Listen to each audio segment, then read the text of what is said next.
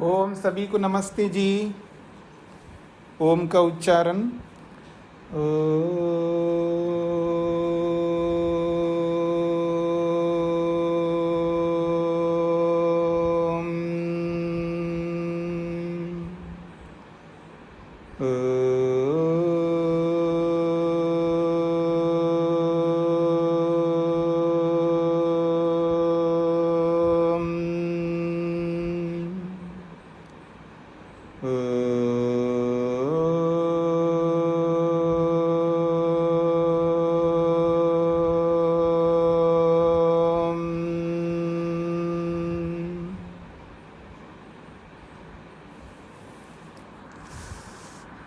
न्याय दर्शन के प्रथम अध्याय के प्रथम आहनिक के 22वां सूत्र तदत्यंत विमोक्षो अपवर्गः। यहाँ तक हम अभी तक पढ़े हैं। तो इस प्रमेय के प्रसंग में 12 प्रमेयों के प्रसंग में अंतिम प्रमेय जो 12वां प्रमेय है अपवर्गः, मोक्ष, इसको लेकर के विचार चल रहा है। पृष्ठ संख्या 31। तो कल के प्रसंग में हमने ये समझने का प्रयत्न किया है। 31 पृष्ठ संख्या में एक बात कही, यानी दो पक्ष हमारे सामने। उदाहरण के रूप में जो दो पक्ष ऐसा हमने रखा कि एक पक्ष शेखर जी का है और एक पक्ष तेज नारायण जी का है। शेखर जी ये कहते हैं दृष्टातिक्रमश्च देहादिषु तुल्यः। दृष्टातिक्रमः, दृष्ट अतिक्रमः। दृष्ट का मतलब है जो प्रत्यक्ष है, जो प्रत्यक्ष सुख है। जो प्रत्यक्ष सुख है उसका जब अतिक्रम होता है, अर्थात प्रत्यक्ष सुख तो सांसारिक है, तो सांसारिक सुख जो भी हमें प्राप्त होता है वो अनित्य होता है। और जब उसका अतिक्रम, उसका समापन होता है, तब मुक्ति का सुख, नित्य सुख मिलता है। यानी अनित्य सुख के हट जाने पर आत्मा को अपना ही नित्य सुख प्राप्त होता है। ये शेखर जी का मत है।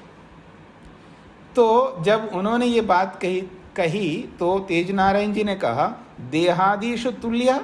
अगर आप ऐसा कहते हैं तो जो शरीर है, हमें इंद्रियां हैं, मन है, बुद्धि है, ये जो हमें प्राप्त हुए हैं ये अनित्य है। तो ये अनित्य शरीर आदि के हट जाने पर मुक्ति में नित्य शरीर, इंद्रियां, मन, बुद्धि प्राप्त होंगे, ऐसा मानना होगा। ये तेज नारायण जी ने कहा है। अब इसका उत्तर शेखर जी दें कि वो हमारी बात को स्वीकार करेंगे तो ठीक है, हमें कोई आपत्ति नहीं, पर वो स्वीकार नहीं कर सकते। क्योंकि वो ये बात कैसे स्वीकार करेंगे कि नित्य शरीर मिलेगा मुक्ति में, नित्य इंद्रियां मिलेंगी, नित्य मन मिलेगा, नित्य बुद्धि मिलेगी। ये तो स्वीकार नहीं कर सकते वो। जब वो स्वीकार नहीं करेंगे तो हम कैसे स्वीकार करेंगे कि जीवात्मा का नित्य सुख होता है और वो मुक्ति में प्रकट होता है? ये भी हम स्वीकार नहीं करेंगे। अब आइए 32वें पृष्ठ पर, आपको मिल गया? 32वें पृष्ठ पर आते हैं। अब इसका समाधान जो है वो किस तरह कर रहे हैं शेखर जी? वार्तिक है उपपत्ति विरुद्धमिति चेत। शेखर जी कह रहे हैं उपपत्ति विरुद्धमिति चेत। उपपत्ति का मतलब है सिद्धि। हाँ जी, सूत्र संख्या 22 का अंतिम जो चल रहा है। उपपत्ति विरुद्धमिति चेत। उपपत्ति का मतलब सिद्धि है। किसकी सिद्धि? प्रमाण, प्रमाणों के विरुद्ध है ये। आप जो कह रहे हो नित्य शरीर मिलेगा, नित्य इंद्रियां मिलेंगी, नित्य मन, नित्य बुद्धि मिलेंगी, तो ये सब नित्य प्राप्त होंगे, ये तो उपपत्ति विरुद्धम, ये प्रमाण विरुद्ध है। कोई ऐसा प्रमाण नहीं है शास्त्रों में कि जीवात्मा को नित्य शरीर मिलेगा, अनित्य शरीर छूट जाएगा और नित्य शरीर मिलेगा। ये तो प्रमाणों के विरुद्ध है। इसलिए आप ये जो कह रहे हो ये उचित नहीं है, ऐसा शेखर जी तेज नारायण जी के ऊपर आक्षेप कर रहे हैं। तो जब उन्होंने ऐसा आक्षेप किया है तो तेज नारायण जी कहते समानम, ये बात तो आपके पक्ष में भी है, केवल मेरे पक्ष में क्यों? जैसे आप मेरे लिए कह रहे हो नित्य शरीर के विषय में कोई प्रमाण नहीं है, तो हम ये भी तो कहेंगे ना आपको कि नित्य सुख जीवात्मा को मिलेगा, उसमें भी तो प्रमाण नहीं है। फिर आपकी बात को हम कैसे मानेंगे? जब हमारी बारी आए तो आप मान रहे हो, नहीं मानते हो तो आपकी बात को हम कैसे मानेंगे? इसलिए दोनों के विषय में समानम, तो दोनों बातें समान है, न तो नित्य सुख होगा न नित्य शरीर होगा, ये तेज नारायण जी कह रहे हैं। अब इसी वार्तिक को खोल करके समझा रहे हैं, देहादीनाम नित्यत्वम प्रमाण विरुद्धम कल्पयितुम अशक्यम इति। शेखर जी के द्वारा कहा जा रहा है, आप जो कह रहे हैं शरीर आदि, जो नित्य शरीर आदि की प्राप्ति होती है मुक्ति में, ये तो प्रमाण विरुद्धम, प्रमाणों से विरुद्ध है, और प्रमाण विरुद्ध बात की कल्पना करना उचित नहीं है। कोई भी प्रमाणों के विरुद्ध कल्पना नहीं कर सकता। कोई कहे जी कि मेरे को तो 2 चंद्रमा दिख रहे हैं इसलिए चंद्रमा 2 होते हैं। भाई आपको 2 दिख रहे हैं इसका मतलब चंद्रमा 2 होते हैं, ऐसे कैसे होगा? आपकी आंखों में खराबी है इसलिए आपको 2 चंद्रमा दिख रहे हैं, आपको 2 सूर्य दिख रहे हैं, तो 2 हो नहीं सकते। क्यों? प्रमाण के विरुद्ध है। प्रमाण तो यही कहता चंद्रमा एक ही है, सूर्य भी एक ही है। अपने लिए, हमारे अपने सौर मंडल की दृष्टि से हम लोग बोल रहे हैं, तो हमारे इस धरती को ध्यान में रख करके किसी को आधार बनाया जाता है ना। हम जब कोई बात करते हैं कोई ना कोई आधार होता है। जिस धरती पे हम लोग रह रहे हैं, हमारी धरती के लिए एक ही चंद्रमा है और एक ही सूर्य है। और कोई कहते नहीं जी 2 चंद्रमा है और 2 सूर्य है, मेरे को तो 2 दिखते हैं। तो आपको दिख रहे होंगे, लेकिन ये प्रमाणों के विरुद्ध है। जैसे हम लोक में ऐसा बोलते हैं, ठीक उसी प्रकार से कि यदि आप हमारी बात को नहीं मानते हो कि नित्य शरीर नहीं होता, नित्य इंद्रियां नहीं होती हैं, नित्य मन, नित्य बुद्धि नहीं होती है, तो हम ये भी कहेंगे कि समानम, यह आपके ऊपर भी यही लागू होगा नियम। सुखस्यापि नित्यत्वम प्रमाण विरुद्धम कल्पयितुम अशक्यमिति। तेज नारायण जी कहते हैं जैसे आप हमारे लिए प्रमाण विरुद्ध कह रहे हो, तो ठीक उसी प्रकार से जीवात्मा का नित्य सुख होता है, ये बात प्रमाण से विरुद्ध है, और प्रमाण विरुद्ध बात की कल्पना नहीं कर सकते आप। ये तेज नारायण जी ने स्पष्ट किया है। ये बात तो आप लोगों को पकड़ में आ गई जी, सरल है। जैसे नित्य सुख नहीं होता है, वैसे नित्य शरीर नहीं होता है। अगर आप नित्य सुख को मानोगे तो फिर नित्य शरीर को भी मानना पड़ेगा आपको। अब एक वार्तिक आगे आ रहा है, आत्यंतिके च संसार दुख अभावे सुख वचनात् आगमे अपि सति अविरोधः। कल माता शकुंतला जी ने एक बात कही थी, उसी बात को लेकर के यहाँ पर बात हो रही है। कहते हैं आत्यंतिके च संसार दुख अभावे। अब ये तो सिद्ध हो गया है। अब एक बात कही जा रही है, मुक्ति किसको कहते हैं हम लोग, किसे मुक्ति कहते हैं? तो कहते हैं आत्यंतिके च संसार दुख अभावे, नितांत रूप से सांसारिक सुख का अभाव हो जाता है। मुक्ति का मतलब ये है मुक्त हो जाना, दुखों से छूट जाना। तो नितांत, आत्यंतिक का मतलब है नितांत रूप से सांसारिक जो दुख है उसके अभाव हो जाने पर सुख वचनात्, दुख का अभाव होना ही सुख बोला गया है। सुख वचनात् का मतलब है सुख, मतलब दुख का हटना ही सुख बोल दिया है। मुक्ति का मतलब वास्तव में मुक्ति शब्द का अर्थ क्या है? कोई सोचे मुक्ति का मतलब सुख है, ऐसा नहीं है। मुक्ति शब्द का अर्थ यह है मुक्त होना, छूट जाना। किससे? दुख से। आप लोगों ने सत्यार्थ प्रकाश पढ़ा होगा, तो वहाँ मुक्ति किसे कहते हैं? सत्यार्थ प्रकाश में प्रश्न किया है तो उत्तर दिया है छूटने को मुक्ति कहते हैं। किससे छूटने से? किससे छूटने को मुक्ति कहते हैं? जिससे आप छूटना चाहते हैं। किससे आप छूटना चाहते हैं? दुख से छूटना चाहते हैं। इसका मतलब है शब्द ऐसे ही वो मैं नहीं कहना चाह रहा हूँ, जो याद आ रहा है मेरे को बोल रहा हूँ, लगभग उसका भाव ऐसा ही है। तो जिससे हम छूटना चाहते हैं वो किससे छूटना चाहते हैं? दुख से। तो दुख से छूटने को मुक्ति कहते हैं। बस मुक्ति का मतलब है दुख से छूट जाना। तो वही बात यहाँ पर कही जा रही है, आत्यंतिके च संसार दुख अभावे, नितांत सांसारिक दुख के अभाव होने में सुख वचनात्, केवल सुख का वचन यानी सुख का कथन होता है। क्यों? आगमे अपि सति अविरोधा। यदि कोई शब्द प्रमाण भी आ जाए कि मुक्ति में सुख होता है तो उसका अर्थ भी यही होता है। ये तो केवल कथन मात्र है कि मुक्ति जो है सुखदायी होती है, वो तो केवल दुख के हटने को सुख मात्र बोला है। अगर कहीं आगम प्रमाण, शब्द प्रमाण भी आ जाए तो इसमें कोई विरोध नहीं है। वास्तविकता यही है कि दुख का अभाव होता है मुक्ति में, कोई किसी प्रकार का दुख नहीं होता है। यद्यपि कश्चित आगमा स्यात्, यदि कोई शब्द प्रमाण हमें मिले कि मुक्तस्य आत्यंतिकम सुखमिति, मुक्तात्मा को नितांत यानी बहुत बड़ा सुख मिलता है। आत्यंतिक का मतलब है शुद्ध सुख प्राप्त होता है, ऐसा कोई शब्द प्रमाण मिल भी जाए तो वहाँ इसका अर्थ क्या होगा? सुख शब्द, वहाँ जो सुख शब्द आया है कि मुक्तात्मा को सुख मिलता है, वो सुख शब्द किस अर्थ में आया है? आत्यंतिके दुख अभावे प्रयुक्ता, नितांत दुख के छूटने में प्रयोग हुआ है। दुख के दूर होने को सुख बोला है, ना कि वास्तव में वो सुख है। इति एवं उपपद्यते, ऐसा ही सिद्ध होता है।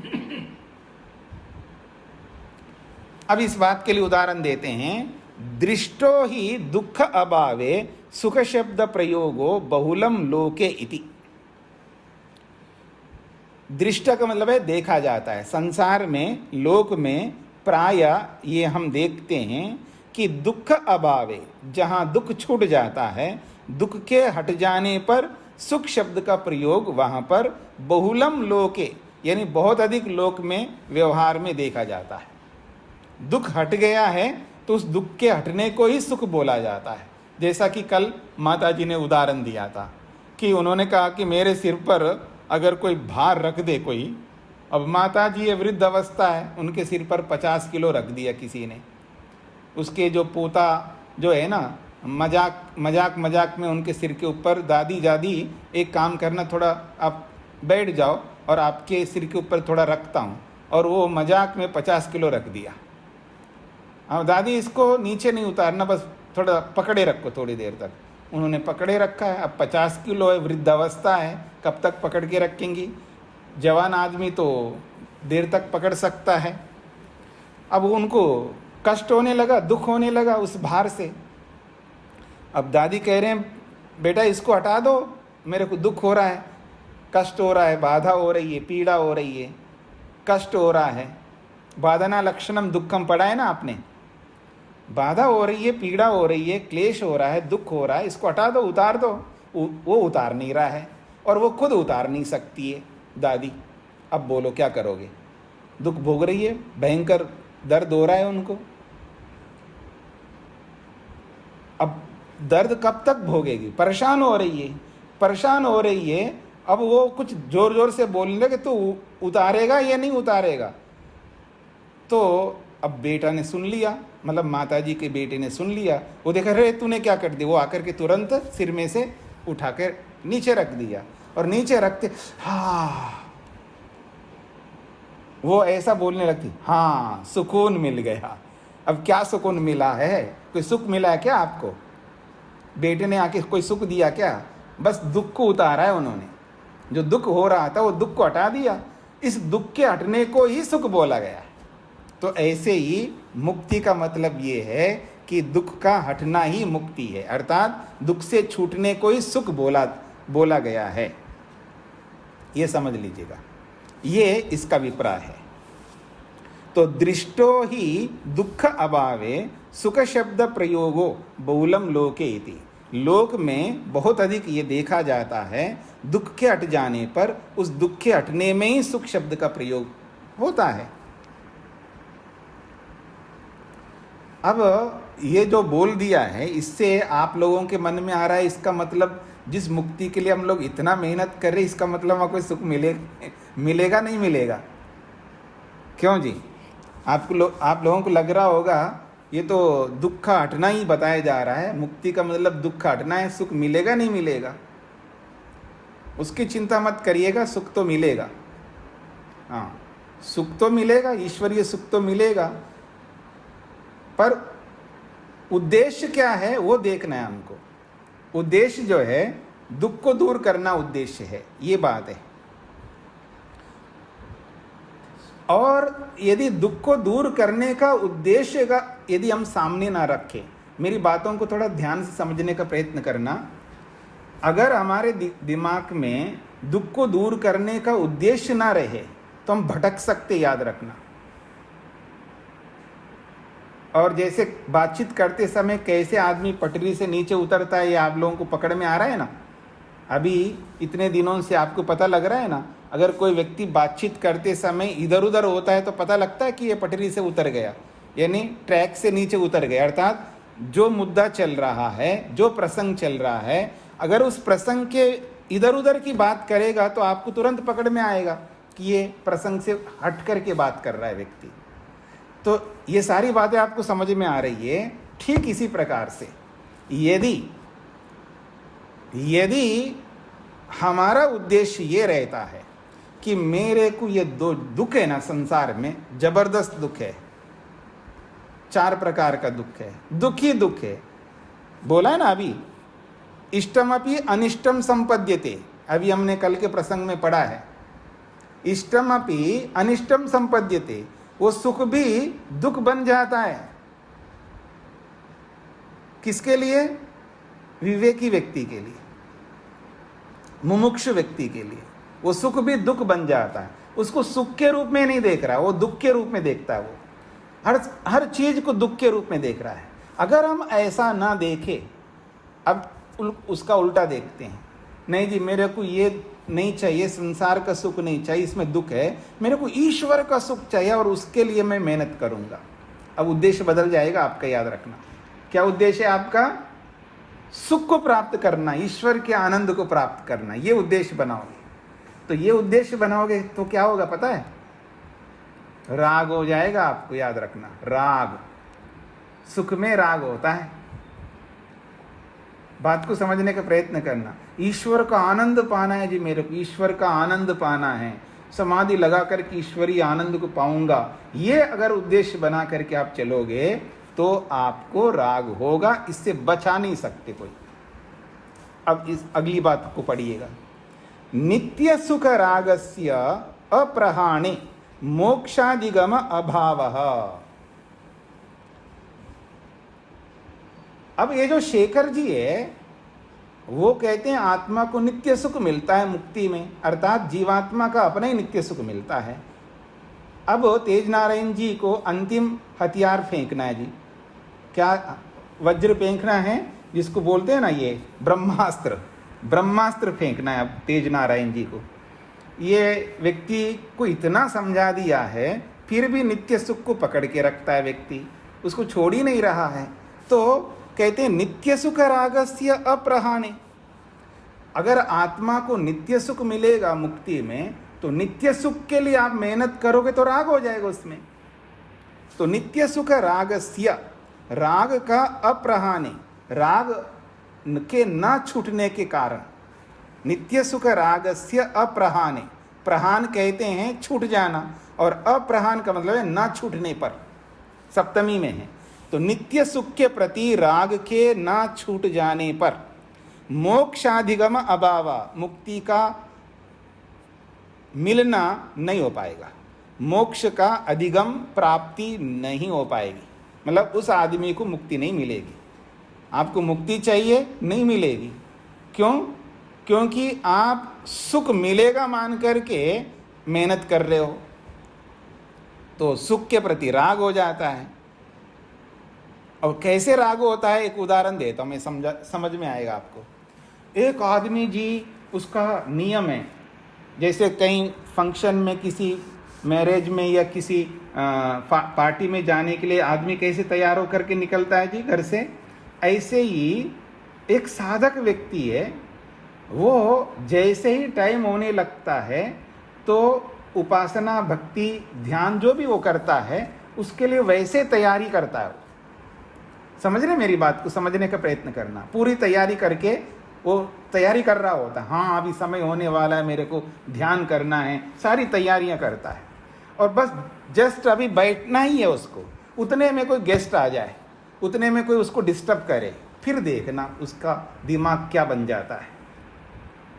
मेरी बात को समझने का प्रयत्न करना। अब उपासना का समय जैसे पास में आ जाए और उसी वक्त कोई आ जाए, कोई उसको डिस्टर्ब करे, पति नहीं करता बिल्कुल ध्यान, पत्नी करती है, और उसका समय होने वाला है और पति डिस्टर्ब करे, फिर देखना पत्नी का दिमाग कैसा होता है। अथवा पत्नी बिल्कुल नहीं करती है और पति करता है ध्यान, और पत्नी आकर के डिस्टर्ब करने लगे, अभी बैठा नहीं है पति ध्यान में, बस बैठने वाला उस समय। थोड़ा सा रुको, आप ध्यान करते रहे ना, पहले मेरी बात का समाधान करो, फिर देखना उसका पारा कैसे पड़ेगा। समझ रहे ना मेरी बातों को? यानी आदमी को जो द्वेष पैदा होता है अपने लोगों के प्रति, चाहे वो पति हो, पत्नी हो, बहू हो, सास हो, गुरु हो, विद्यार्थी हो, पड़ोसी हो, मित्र हो, माँ हो, पिता हो, कोई भी हो, बड़ा आदमी को गुस्सा आता है। और जब मान लो बैठ गया, अब बस अभी बैठा है जी, 1 मिनट हुआ, 2 मिनट हुआ, 3 मिनट हुआ, और उसको कोई उठाए, फिर देखना पारा कैसे चढ़ेगा उसका दिमाग में कितना आवेग, उद्वेग आएगा। बैठने के बाद में अगर उसको उठाने लगे, मान लो 5 मिनट हो गए, बस जैसे वो मन को कंसंट्रेट, एकाग्र करने लगा, धारणा बनाने लगा अंदर ही अंदर, और उसको कोई उठाए, फिर देखना उसको कितना गुस्सा आता है। और ऐसा गुस्सा करते हुए लोगों को खूब देखा गया है। भला ये क्यों होता है पता है आपको? यही है कारण, राग हो गए, राग। ये सब राग का परिणाम है। आप ध्यान करने के लिए बैठे हो, आपको गुस्सा आ रहा है, तब क्या ध्यान कर रहे हो आप? किसका ध्यान कर रहे हो आप? ना तो ध्याता का समझ में आ रहा है, आप ध्याता कौन होता है, यानी ध्यान करता कौन है ये नहीं पकड़ में आ रहा है, और किसका ध्यान कर रहे हैं ये नहीं पकड़ में आ रहा है। न तो प्रमाता को समझ रहे हो, न प्रमेय को समझ रहे हो, न प्रमिति को समझ रहे हो, न प्रमाण को समझ रहे हो। आप गया सारा काम, सब मिट्टी में चल रहा है हमारा काम, मिट्टी में मिल रहा है हमारा सारा काम। पकड़ने का प्रयत्न करना। कर क्या रहे हम लोग? इतना मेहनत करके भी अपने पुरुषार्थ को व्यर्थ करने की स्थिति में ले जा रहे अपने आप को। इसका ये अर्थ है हम अच्छे कर्म कर रहे हैं, और ध्यान करना तो दुनिया में सबसे बड़ा अच्छा कर्म है ना, सर्वश्रेष्ठ कर्म है ना।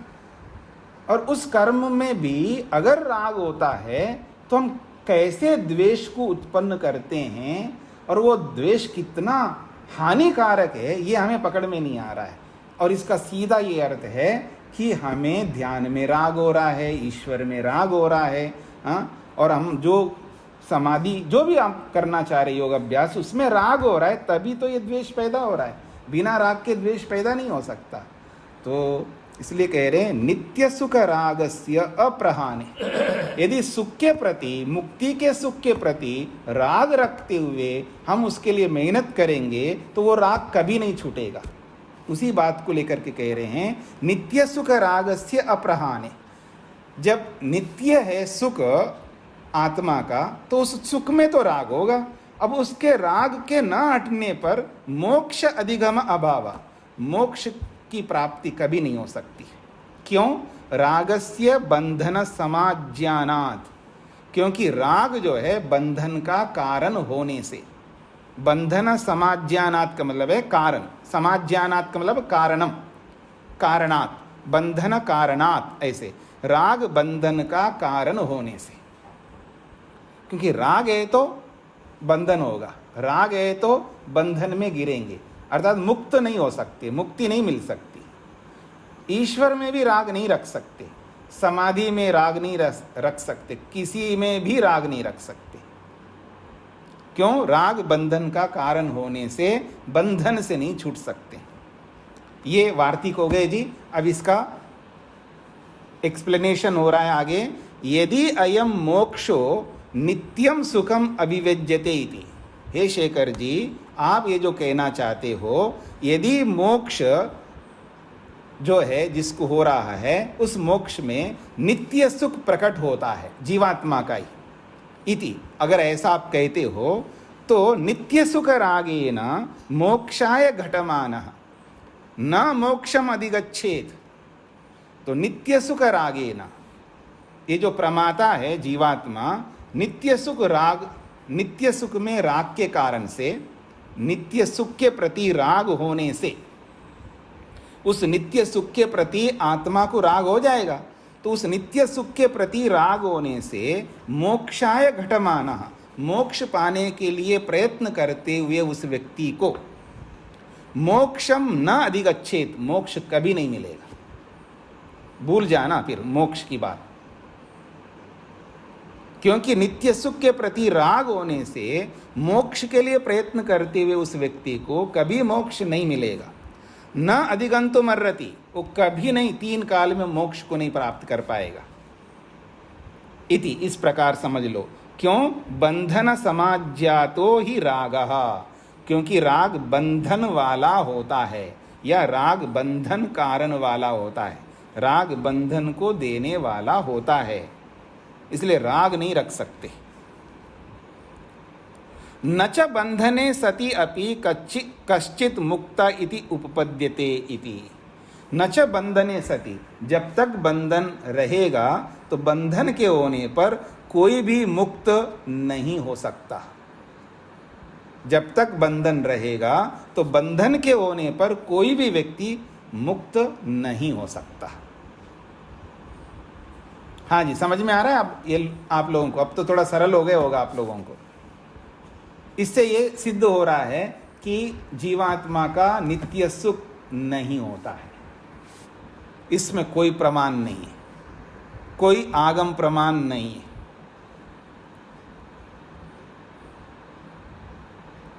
अब फिर भी शेखर जी जो अंतिम दाव लगा रहे हैं, अंतिम दाव। हाँ जी, ऋचा जी को क्या पूछना है?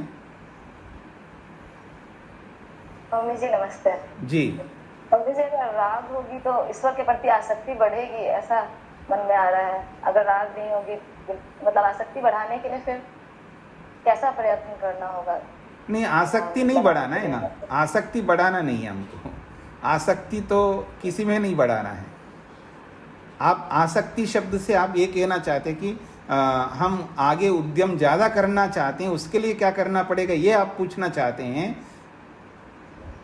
हाँ, उसका तो समाधान है कि अधिक मेहनत करके मुक्ति को पाने के लिए क्या करना पड़ेगा? विवेक को उत्पन्न करना होगा ना। जितना जितना विवेक उत्पन्न होता जाएगा, जितना जितना शुद्ध ज्ञान उत्पन्न होता जाएगा, जितना जितना यथार्थता का बोध होता जाएगा, उतना उतना मेहनत बढ़ता जाएगा।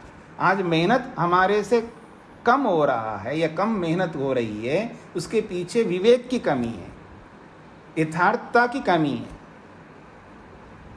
जैसे हमें यथार्थ एक होता है शब्दों से, और एक यथार्थ होता है क्रियात्मक रूप से, प्रैक्टिकली। तो शब्दों से तो हम यथार्थ समझते जी, शरीर छूटने वाला है जी, कभी ना कभी मैं मरूंगा जी, सब मर रहे हैं, मेरा भी एक दिन आएगा, मैं भी मर जाऊंगा, ये यथार्थ है। पर ये शब्दों का यथार्थता है, शब्दों की यथार्थता है। क्रियात्मक रूप में हम इस यथार्थता में नहीं रहते। जब हम कर्म करने लगते हैं उसी रूप में, ये जो शब्दों की यथार्थता को कर्म में परिवर्तित करते हैं, वहां हम नहीं मानते, वहां पर मैं इसका बिल्कुल उल्टा मानते। तो इसलिए इस यथार्थता को हमें बढ़ाना है, क्रियात्मक रूप वाली यथार्थता को जितना जितना बढ़ाते जाएंगे तो हमारा पुरुषार्थ मुक्ति के प्रति उतना ही बढ़ता जाएगा। जी ठीक है जी। अब वो कहना चाहते हैं प्रहीणे नित्य सुख रागस्य अप्रतिकूलत्वम। शेखर जी अंतिम दाव लगा रहे वो भी, वो कहते हैं प्रहीणे नित्य सुख रागस्य, नित्य सुख राग को अगर हम हटा ले विवेक पा करके, ठीक है, प्रारंभ में हो जाए कोई आपत्ति नहीं है। कोई ये कहेगा ना शुरू में तो जी राग होता है, राग के कारण ही आदमी लगता है, और उसको जब बाद में जाकर के समझ आ जाता है, विवेक हो जाता है, तो उसका राग चला जाएगा नित्य सुख के प्रति। तो जब राग चला जाएगा तब तो कोई प्रतिकूलता नहीं होगी आपको, ये शेखर जी कहना चाहते हैं। प्रहीने नित्य सुख रागस्य, नित्य सुख के प्रति जो राग है उसके हट जाने पर आपको कोई प्रतिकूलता तो नहीं होगी, तब तो आप मानोगे इस नित्य सुख को, ये शेखर जी कहना चाहते हैं। अथ अस्य नित्य सुख राग प्रहीयते, उसी को स्पष्ट कर रहे हैं। अथ अस्य नित्य सुख राग प्रहीयते, इस व्यक्ति को नित्य सुख के प्रति जो राग है वो हट जाएगा आगे चलते चलते, क्योंकि विवेक जैसे बढ़ता जाएगा व्यक्ति का तो वो राग हट जाएगा अपने आप। तस्मिन् प्रहीने, अब जब उस राग के हट जाने पर न अस्य नित्य सुख राग प्रतिकूलो भवति, तब उसके नित्य सुख को मानने में कोई प्रतिकूलता नहीं आएगी। आत्मा का नित्य सुख मानने में कोई प्रतिकूलता नहीं आएगी, क्योंकि राग तो हट गए उसका। ऐसा अगर हम मान ले, ये शेखर जी का कहना है। अब तेज नारायण जी कहते हैं यदि एवं, यदि ऐसा है तो मुक्तस्य नित्यम सुखम भवति अथापि न भवति। मुक्तात्मा को नित्य सुख मिलता है अथवा नहीं मिलता है। न अस्य उभयोः पक्षयोः मोक्षादिगमः, भाई नित्य सुख मिलता है अथवा नहीं मिलता है, इन दोनों पक्षों में कोई बात ही नहीं है। मोक्ष तो मिल ही जाएगा उस आदमी को। जब राग ही हट गया है तो मुक्ति मिलेगी। अब मुक्ति तो मिल जाएगी, अब ये रह जाता है कि उसको नित्य सुख मिलता है या नहीं मिलता है। इसका समाधान मैं नहीं कर सकता, आप ही समझ लेना। हमने तो बोल दिया आपको, इसमें कोई प्रमाण ही नहीं है, फिर भी आप नहीं मानते हो, हटे रहता। कई बार क्या होता है, कोई कोई आदमी इतना हट करता है, दुराग्रह करता है, इतना उस पर डटा रहता है ना। वो दो आपने सुना है ना कि पंच की बात सिर माथे पर परनाला तो वहीं गिरेगा। ये बात सुना है ना आपने? क्यों तेज नारायण जी, सुना है ये बात आपने? पंच की बात सिर माथे, लेकिन परनाला तो वहीं गिरेगा। कवि जी से एक बार पुनः बता दीजिए। कौन सा?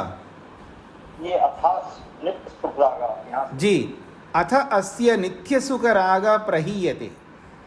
अब अस्य, इस मुमुक्षु व्यक्ति को नित्य सुख राग, नित्य सुख के प्रति जो राग है वो प्रहीयते, हट जाता है।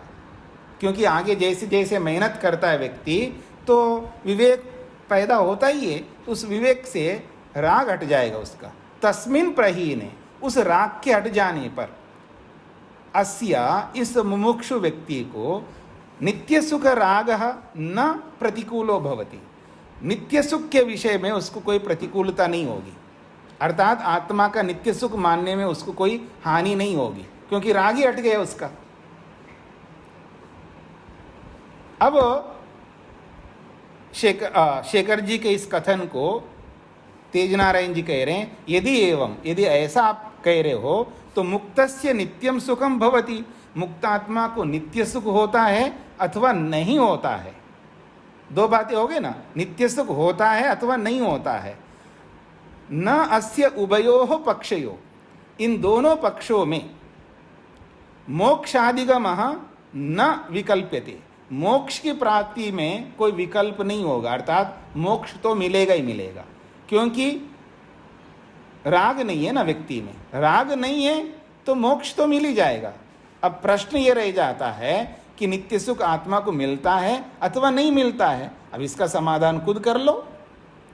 अभी तक हमने गला फाड़ फाड़ करके समझाया आपको कि कोई प्रमाण नहीं है नित्य सुख के विषय में, फिर भी आप नहीं मानो तो हम क्या करें?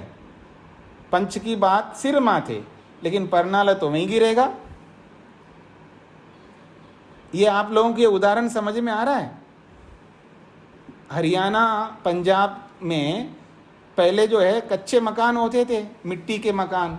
बरसात का मौसम जैसा चल रहा है अभी, और बरसात हो रही है, कच्चे मकान, दीवार भी मिट्टी के, और परनाला समझते हैं ना, वो जो पानी नीचे गिरने के लिए लगाते हैं, वो लंबे लंबे, जिसमें से ऊपर पानी गिरता है तो उसमें से होकर के नीचे गिरता है, उसको परनाला, पतनाला जो भी बोल सकते हैं आप।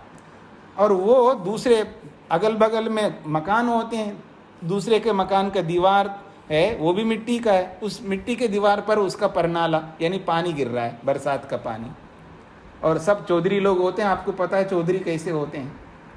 अब वो जो जिसके दीवार के ऊपर वो पानी गिर रहा है, वो कहता है सामने वाले चौधरी को, चौधरी साहब थोड़ा सा ये परनाला थोड़ा हटा लो। अब चौधरी का मतलब समझते हैं ना आप लोग? चाहे कुछ भी हो जाए कि पगड़ी नीचे नहीं गिरना चाहिए, मुँह से नीचे नहीं होना चाहिए। हमारा जो अहंकार है वो घटना नहीं, दूसरे की बात मानूंगा तो मैं छोटा हो जाऊंगा ना।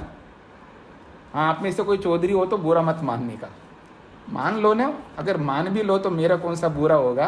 तो अब ये जो है उसने बोला है तो उसने बात तो सही कह रहे हो, लेकिन मन में तो उसको समझ में आ रहा है बात तो सही कह रहा है, उसकी दीवार पर गिर रहा है, लेकिन मैं तो चौधरी हूँ, मैं ठीक है ये तो ऐसे ही रहेगा। वो मान नहीं रहा है, हटा नहीं रहा है पानी को, मतलब वो परनाला को थोड़ा चेंज नहीं कर रहा है, बदल नहीं रहा है।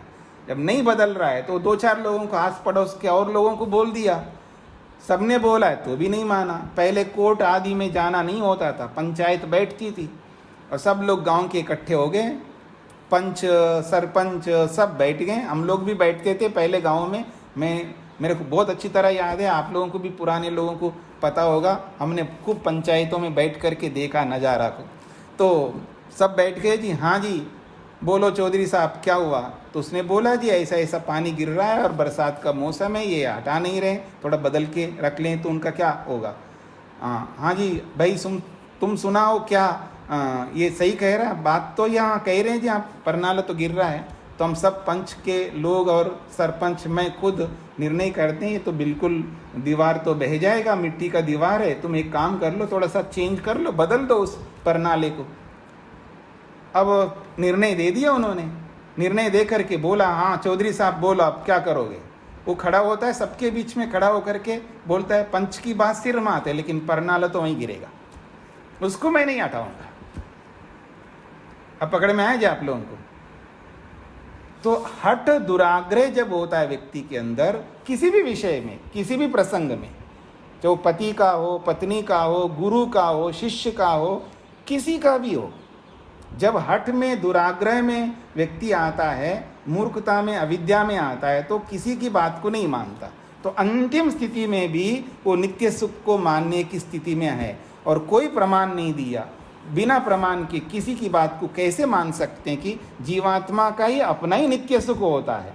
और उस नित्य सुख को मानने में कितने दोष आए थे, इतने दिनों से चल रहा है दोष, वो सारे दोष गिनाने के बाद में भी उसको समझ में नहीं आ रहा है। तो जब समझ में नहीं आ रहा है तो अंत में वात्सायन जी ने एक बात कही है कि ठीक है राग हट जाता है, आप बोल रहे हो तो ठीक है, हमें कोई आपत्ति नहीं है, राग हट जाता है तो मुक्ति हो जाएगी।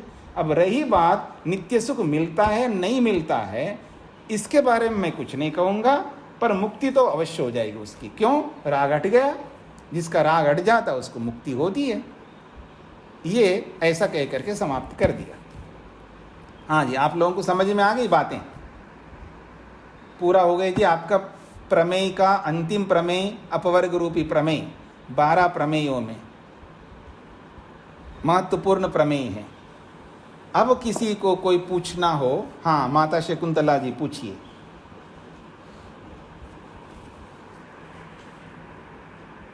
माइक को खोलना पड़ेगा आपको। स्वामी जी प्रणाम जी।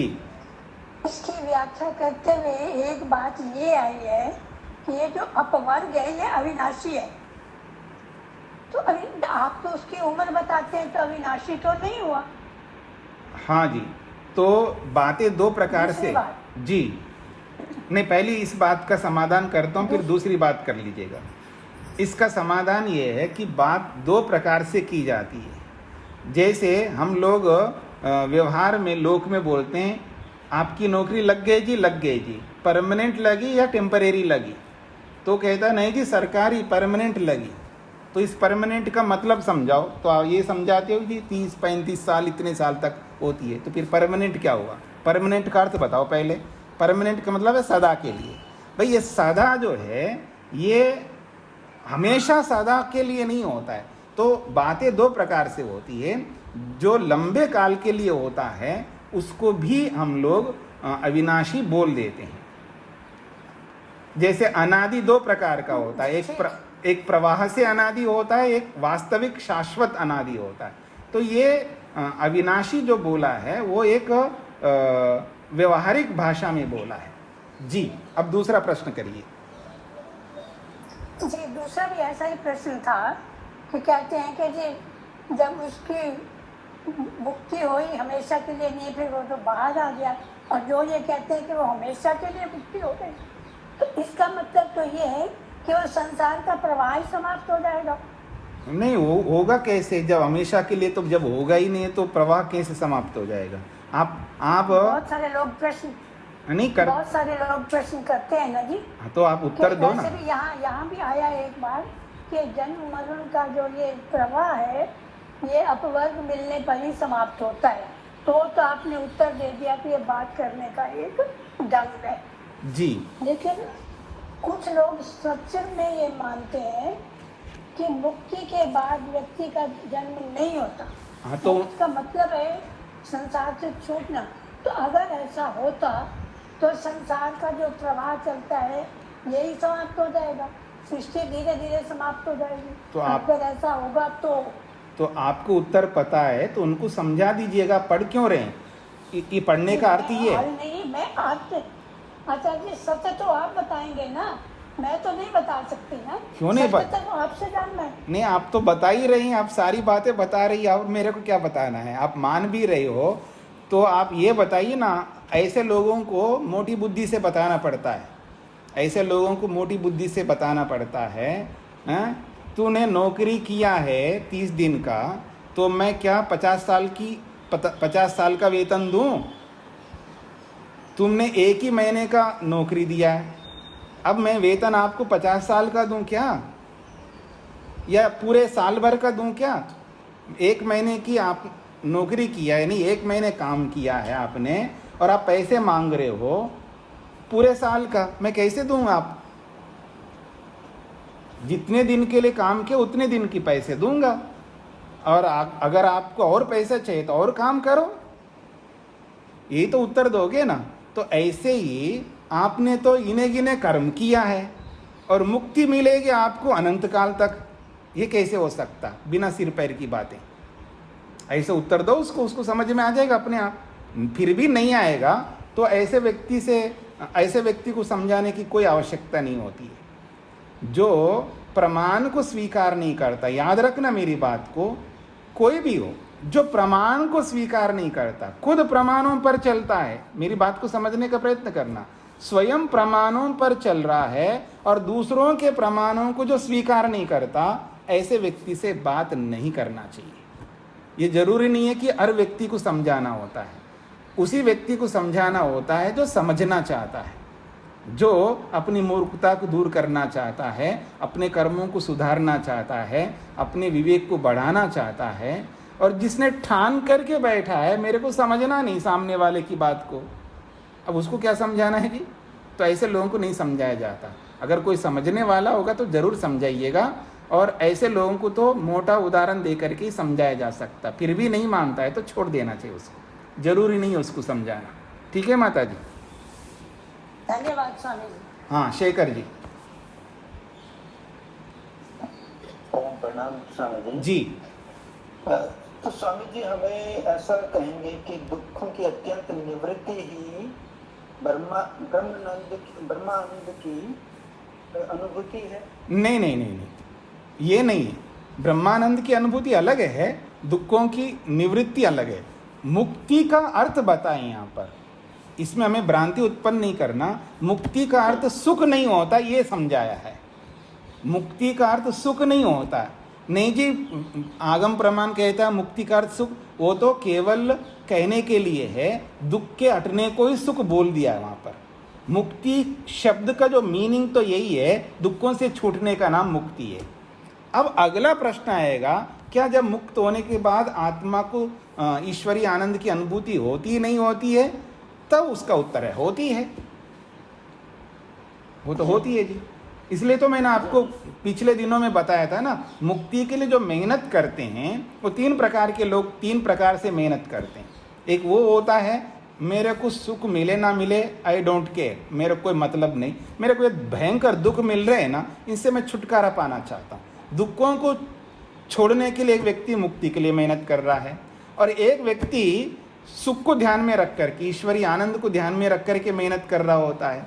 और एक व्यक्ति बीच का होता है, आप जैसे हम जैसे लोग, हम क्या करते हैं, दुख भी छूट जाएगा और सुख भी मिलेगा। ठीक है जी, तो दुख से छूटने और सुख को पाने के लिए हम लोग मेहनत कर रहे हैं। तो तीन प्रकार के लोग मेहनत करते हैं और तीनों को वही मिलेगा, लेकिन हमारे मेहनत में अंतर आता है। ये जो बातें हैं कि तीनों को मुक्ति मिलेगी क्योंकि हम मेहनत करते जा रहे हैं, कोई पहले जाएगा, कोई बीच में जाएगा, कोई अंत में जाएगा, वो एक अलग बात है। लेकिन जो व्यक्ति सुख को ध्यान में रख कर के अगर मेहनत कर रहा है, लेकिन उसमें एक रिस्क है, उसको राग हो सकता है मुक्ति में। अगर कोई व्यक्ति दोनों को लेकर के चल रहा है तो उसका आधा आधा 50-50% चांसेस है राग द्वेष होने का। और जो व्यक्ति केवल दुख को छोड़ने के लिए मेहनत करता है, वो सुख को देख नहीं रहा है, उसका ज़्यादा चांसेस है कि वो जल्दी पहुंच जाएगा। इसलिए दुख से छूटने को ही मुक्ति कहा है, और वास्तविकता भी ये शब्द का अर्थ भी यही है। ऐसे समझ करके चलना है, केवल विवेक के ऊपर है। अगर कोई बहुत अधिक समझदार है, यथार्थता को तो हमको समझना है। हमें पता है कि ईश्वर का आनंद भी मिलेगा, लेकिन क्या मैं उस आनंद को टारगेट बना करके मेहनत करूं? क्योंकि मेरी योग्यता नहीं है। क्योंकि मैं आनंद को टारगेट बना करके मेहनत करूंगा तो हो सकता है मेरे को राग हो जाएगा, क्योंकि सुख को देखने पर राग होता है व्यक्ति को, और पहले से आकंठ डूबा हुआ हूँ मैं राग में। इस राग को छोड़ने में मेरे को इतना दुख हो रहा है, कष्ट हो रहा है, और उसमें राग हो जाएगा तो और मुसीबत है, उसके भी संस्कार पड़ जाएंगे। इसलिए नहीं बाबा, मैं ऐसा नहीं करता, मैं तो बस दुख से छूटने के लिए ही मेहनत करूँगा, वही मेरा टारगेट है। तो ये हमारे अपने सोच के ऊपर निर्भर करेगा, हमारी योग्यता के ऊपर निर्भर करेगा। अगर किसी की ऐसी योग्यता है कि जी नहीं, मेरे को बिल्कुल राग नहीं होगा, मैं सुख को भी ध्यान में रखूँगा और दुख को भी ध्यान में रखूँगा, हमें कोई आपत्ति नहीं है, अच्छी बात है जी। जी जी स्वामी जी, एक और प्रश्न है। जैसा कि ये अभी प्रश्न चल रहा था, तो मैं कहता हूँ कि आत्मा के अंदर नित्य सुख है जी, और उसका मैं ये कह रहा हूँ कि क्योंकि अविद्या का पर्दा पड़ा हुआ है। जैसे सूर्य के सामने बादल आ गया है तो उसका प्रकाश दिखाई नहीं देता, तो जैसे ही अविद्या का पर्दा ये खत्म होता है तो ये हमारा शरीर, मन, इंद्रिया, कलह सब खत्म हो जाते हैं, तो आत्मा का नित्य सुख प्रकट हो जाएगा। हाँ, तो इसमें क्या दोष है? ये सारे दोष तो अभी तक तो सुना है ना। तो यही हुई है। हाँ, इसमें ये है नित्य सुख का मतलब नित्य सुख की नित्य अनुभूति भी रहेगी ना। ये तो आया था ना, वो नित्य अनुभूति को आप रोक नहीं सकते, चाहे बादल आ जाए, कुछ भी आ जाए, अनुभूति को आप रोक नहीं सकते। अविद्या नहीं, पर्दे से अनुभूति को नहीं रोक सकते, इस बात को ध्यान रखना। मेरे में मूर्खता है, लेकिन मेरी अनुभूति होने में मेरे कोई दिक्कत नहीं आ रही है। मैं हूं, इस अनुभूति को मैं कर रहा हूं, भले अविद्या से ग्रस्त हूं मैं। मेरे में इच्छा है, उस इच्छा की अनुभूति कर रहा हूं, भले मेरे में दुनिया भर की अविद्या है। मेरे अपने स्वयं के जितने भी गुण हैं, उन सारे गुणों की अनुभूति मैं निरंतर करता हूं, भयंकर मूर्खता में रहता हुआ भी। ठीक अगर मेरा स्वयं का सुख है तो उसकी भी अनुभूति होनी चाहिए, जैसे और मेरे गुणों की अनुभूति हो रही है, कितनी अविद्या हो। तो स्वामी जी ऐसा नहीं कह सकते, मतलब सुख ऐसा गुण हो सकता है जिसकी अनुभूति नहीं होगी जब तक अविद्या का नाश नहीं नहीं नहीं नहीं, ऐसा कुछ नहीं होता। उसका फिर अलग आपको हेतु कारण प्रमाण देने पड़ेंगे अलग। और एक अर्थ में स्वामी जी जैसे ऋषि वर्णन करते हैं कि आत्मा के अपने चक्षु होता है, श्रोत्र होते हैं, तो उसके भी मतलब वो हम कहेंगे कि हाँ आत्मा का नित्य शरीर इंद्रियां होती हैं। हाँ तो वो नहीं कहेंगे नहीं, वो नहीं है ना, वो 24 शक्तियों में नहीं है ये। वो जो 24 शक्तियां आत्मा की बताई गई है उसमें ये नित्य सुख नहीं है। नहीं, यहाँ प्रसंग आया था ना, तो भाई आत्मा का अगर नित्य सुख है तो आत्मा का मोक्ष में अपना नित्य शरीर भी आ जाएगा। तो उन्होंने पूर्व पक्षी में कहा कि नहीं, आत्मा का नित्य शरीर तो है नहीं। उधर से ये शक्तियाँ मतलब जो बताई हैं, आत्मा की चक्षु भी है, आत्मा का अपना श्रोत्र भी है, उन शक्तियों से सुनता भी है, देखता भी है। देखिए श्रोत्र अलग स्टेटमेंट हो गई। तो देखिए उसका श्रोत्र का मतलब कोई ये जो हमारे जैसे कान है, ऐसे आंखें, ऐसे भौतिक चीज़ों की तरह दिखने वाले कोई नहीं है, विजिबल वाले कोई नहीं है। वो तो केवल क्या कहते हैं, शक्तियाँ हैं, यानी गुण हैं। श्रोत्र शक्ति का मतलब है श्रोत्र सुनने का एक क्वालिटी गुण है जीवात्मा में। ये सब गुण रूप में है, ऐसे कोई भौतिक रूप में कोई ऐसा अंग के रूप में नहीं होता है ना। जैसे ये शरीर भौतिक शरीर है तो ऐसे मुक्ति में कोई नित्य शरीर अलग प्रकार का अलग टाइप का ऐसा होता है, ऐसा नहीं है। जीवात्मा तो अत्यंत सूक्ष्म तत्व है, तो उसकी वो शक्तियाँ हैं, श्रोत्र शक्ति, श्रवण शक्ति या स्पर्शन शक्ति या घ्राण शक्ति, ये जीवात्मा की अपनी शक्तियाँ हैं। जो लोक में शरीर में रहते हुए जितनी भी अनुभूतियाँ करता है, उन सब अनुभूतियों की शक्तियाँ जीवात्मा के पास है, पर उन शक्तियों से काम नहीं आता, इसलिए भौतिक साधनों का सहारा लेता है। और जब मुक्ति में जाता है तो वह ईश्वर का सहारा लेता है। अनुभूति अपनी शक्तियों से ही करता है, चाहे लोक में करे या मुक्ति में करे। वो सारी शक्तियाँ हैं, उसका कोई शरीर रूप नहीं है। और ऐसे शक्ति, कोई नित्य सुख की शक्ति जीवात्मा के पास हो तो शास्त्र बोल देता कोई भी। इसलिए तो कह रहे हैं कि कोई प्रमाण ही नहीं है कि उसका जो नित्य सुख शक्ति के रूप में जीवात्मा के पास हो और वो मुक्ति में प्रकट होता है। इसी के लिए तो मना किया, इतना प्रसंग इसलिए तो चला है, इसीलिए चला है सारा प्रसंग। ठीक है जी, स्वामी जी जी जी जी जी हाँ जी। तो लास्ट में एक और स्वामी जी, जो हम सांख्य योग में कहते हैं सुषुप्ति, समाधि, मोक्ष, तो इन तीनों अवस्थाओं में दुख की निवृत्ति एक जैसी है। जी जी जी। तो उससे क्या कहना चाहते हैं? नहीं, अच्छा, केवल स्पष्टीकरण। हाँ जी हाँ जी। एक रूपता का मतलब है एक जैसी है, एक जैसी में और एक में बहुत अंतर होता है ना। मतलब एक कोयल, कोयल की तरह गाना अलग है, कोयल का होना अलग है जी। हाँ, एक जैसी तो है ही है, क्योंकि जब सोता है व्यक्ति तो कोई दुख नहीं होता है, और समाधि में बैठता है तो कोई दुख नहीं होता है। और दूसरा क्या है, समाधि, सुषुप्ति, मोक्षेशु, मोक्ष में जब जाता है तो कोई दुख नहीं होता। दुख की निवृत्ति तीनों में समानता है, समान है। हाँ, बस अंतर इतना है कि सुषुप्ति तो 6 घंटे की होती है, ठीक है, और समाधि 1-8 घंटे की होती है, और मोक्ष जो है अनगिनत घंटों की होती है। तो ये अंतर है जी जी। प्रणाम, धन्यवाद। हाँ जी, और किसी का कोई प्रश्न है? हाँ, बिंदिनी जी को क्या पूछना है? नमस्ते स्वामी जी। पेज 31 स्वामी जी। सेकेंड पारा का अंतिम लाइन जी। विवेक हानस्य असत्यत्वात्। हान मतलब अप्लाई करना। हाँ जी, विवेक जी। हान का मतलब होता है त्याग, छूटना, दुख।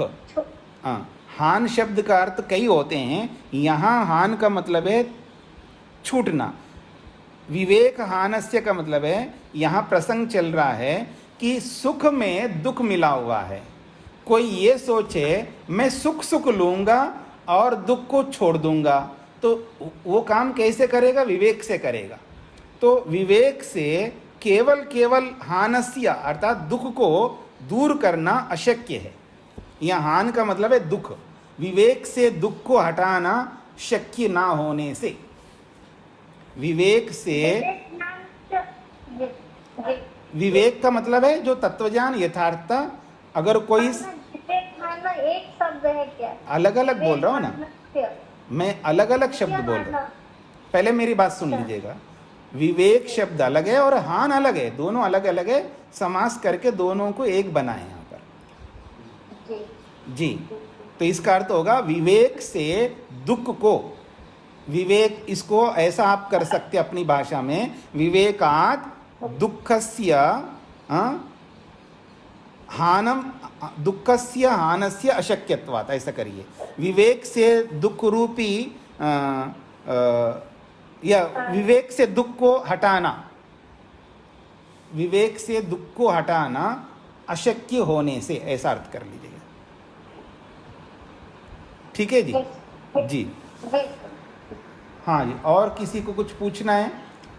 अब समय समाप्ति की ओर है, तो किसी को कोई प्रश्न पीछे का? हाँ जी, अनीता जी को क्या पूछना है?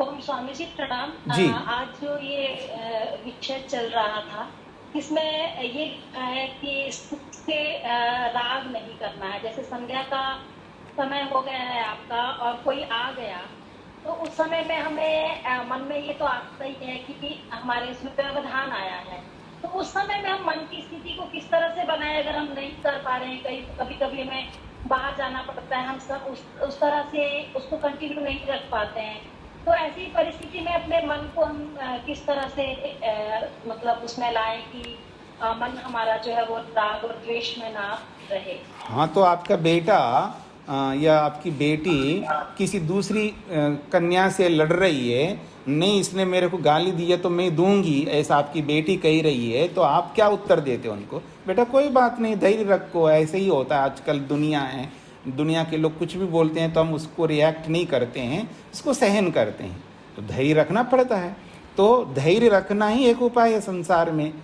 तो अगर कहीं चले गए तो धैर्य रखो, आगे पीछे देखना, समय कभी ऐसा मौका निकालते हैं। खाने के लिए हम समय निकालते हैं ना, सोने के लिए निकालते हैं, खाने के लिए निकालते हैं, गपशप लगाने के लिए निकालते हैं, तो ऐसे ध्यान के लिए भी निकाल लेंगे। उसके लिए धैर्य रखना पड़ेगा, और क्या होगा।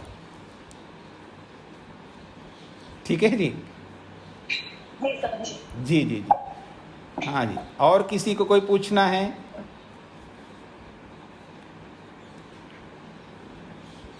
तो ठीक है, मेरे पास में 2 मिनट है जी। तो आपने ये जो 12 प्रमेयों को पढ़ा है, तो एक बार सूत्र निकालिएगा,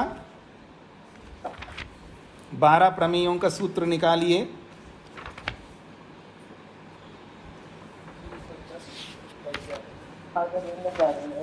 पृष्ठ संख्या है 22, नहीं 22 भी नहीं है, पृष्ठ संख्या जो है 21 पृष्ठ संख्या पर 12 प्रमेय गिनाए गए हैं।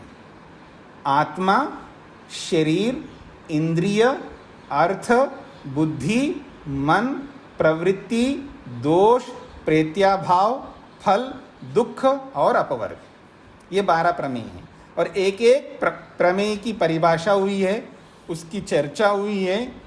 आत्मा के विषय में लंबी चर्चा हुई है, शरीर क्या है, इंद्रियां क्या हैं, अर्थ क्या हैं, बुद्धि क्या है, मन क्या है, प्रवृत्ति क्या है, दोष क्या है, प्रत्यभाव किसे कहते हैं, फल का अर्थ क्या होता है, दुख क्या होता है, और अपवर्ग के बारे में।